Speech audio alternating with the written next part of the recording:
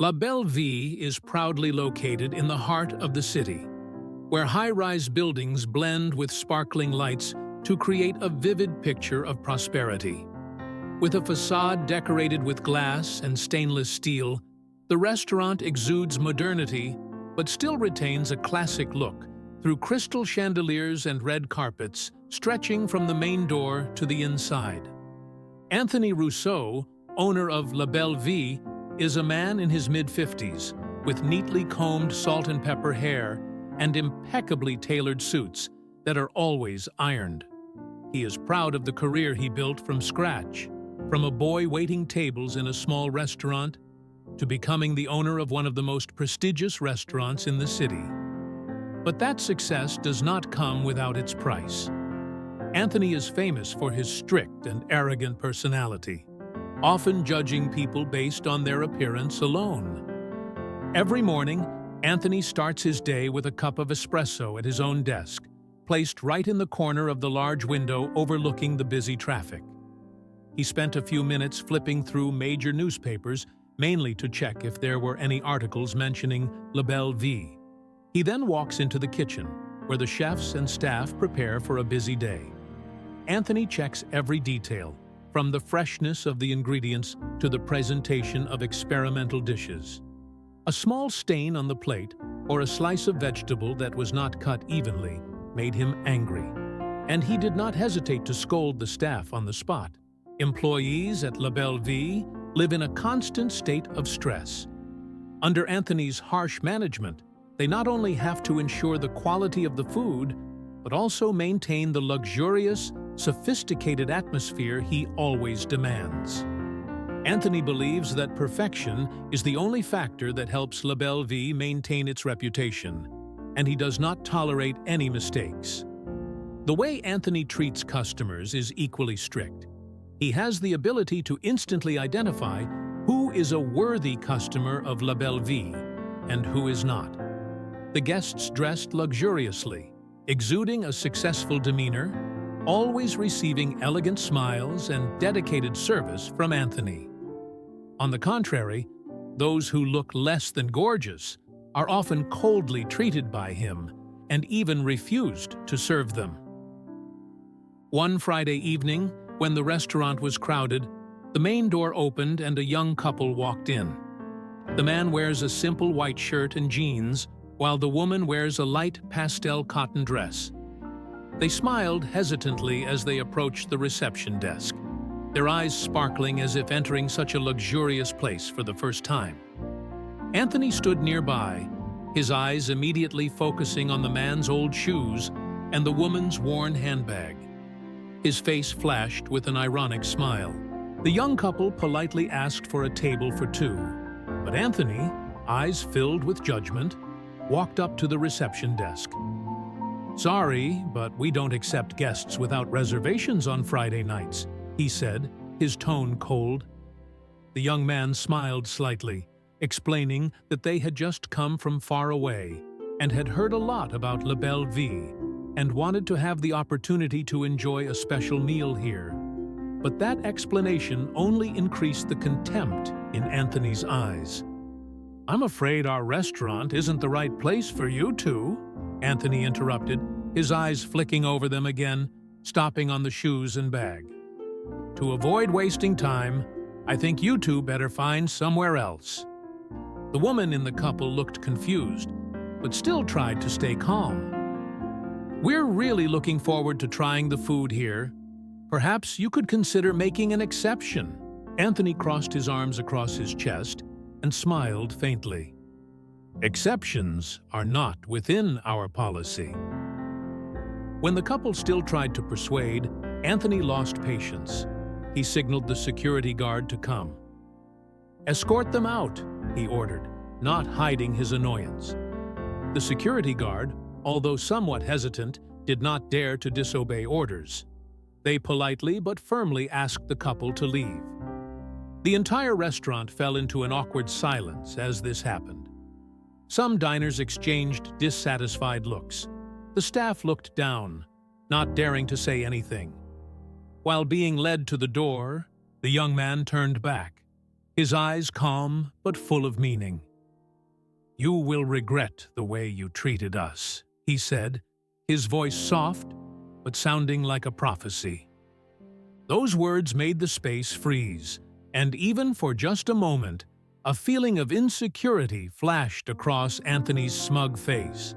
But he quickly dismissed it, telling himself that the words of an inappropriate couple could not shake his solid position in the restaurant industry. Early in the morning of the appointment, Anthony prepared carefully. Perfect suit, shiny leather shoes, he told himself that no matter who he met, his appearance must exude a powerful demeanor. Arriving at the designated location, he realized it was a luxurious meeting room in a five-star hotel, in complete contrast to the surrounding area.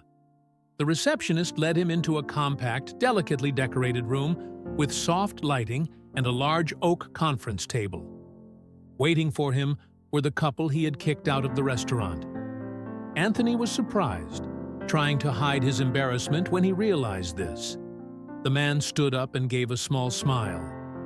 "Mr. Rousseau, thank you for coming. I think it's time for us to talk."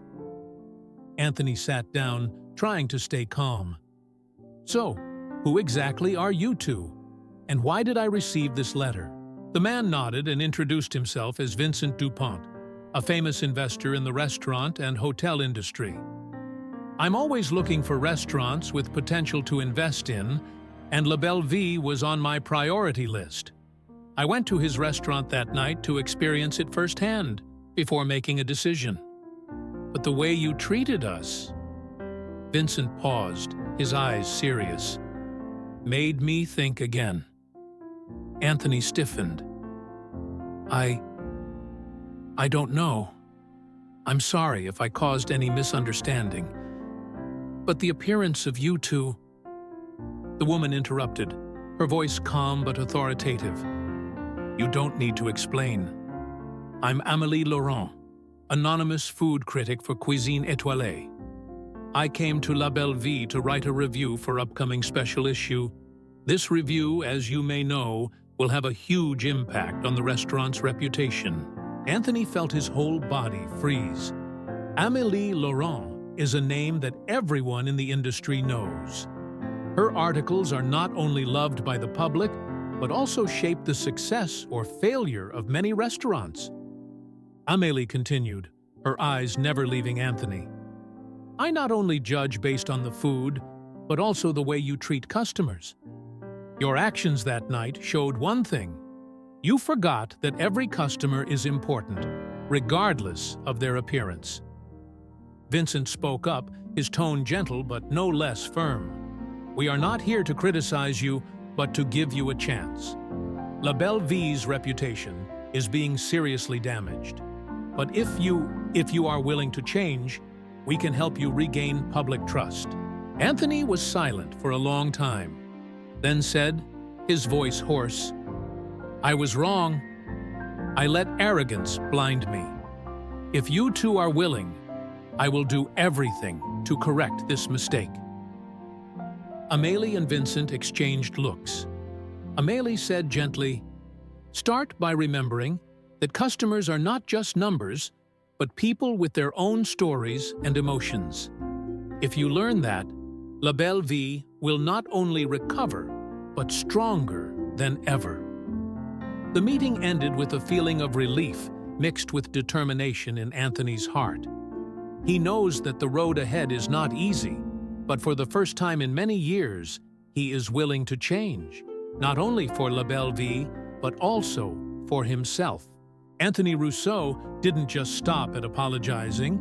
He decided to implement a comprehensive change plan for La Belle Vie, starting with himself. He held an emergency meeting with all employees, not allowing anyone to be absent. In the usual meeting room filled with tension, Anthony appeared with a strange appearance. No longer cold, but instead a rare humility. "I was wrong," he began, his voice slow and sincere.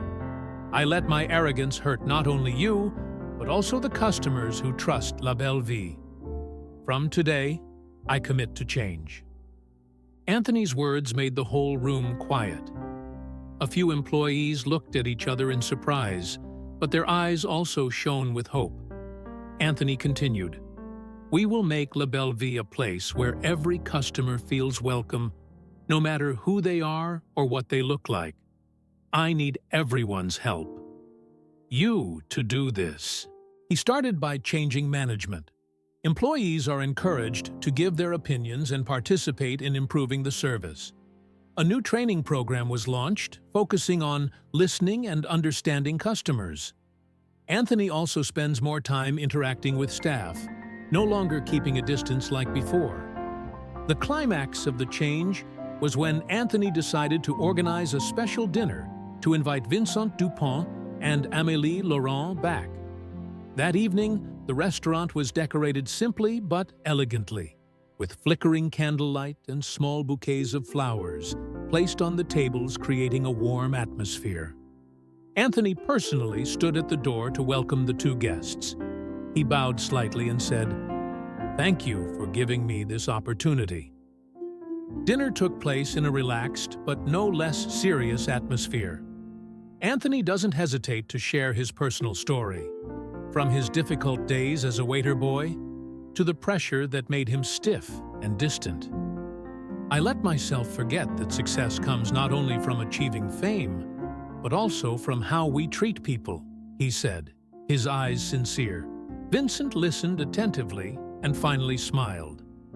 "Anthony, I see sincerity in your words and actions.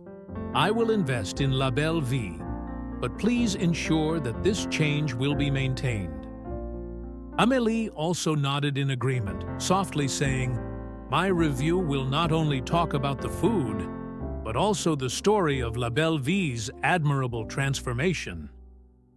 After Amélie's article, La Belle Vie's reputation was quickly restored. Old customers returned, bringing friends and family with them. The restaurant became a place known not only for its top-notch food, but also for its warmth and hospitality. Anthony continues to improve services, constantly listening and understanding customers. One evening, while standing in front of the restaurant, looking at the warm golden light spreading, Anthony smiled. He was not only satisfied because of his success, but because he himself had learned a valuable lesson. Humility and kindness are the foundation of all lasting success.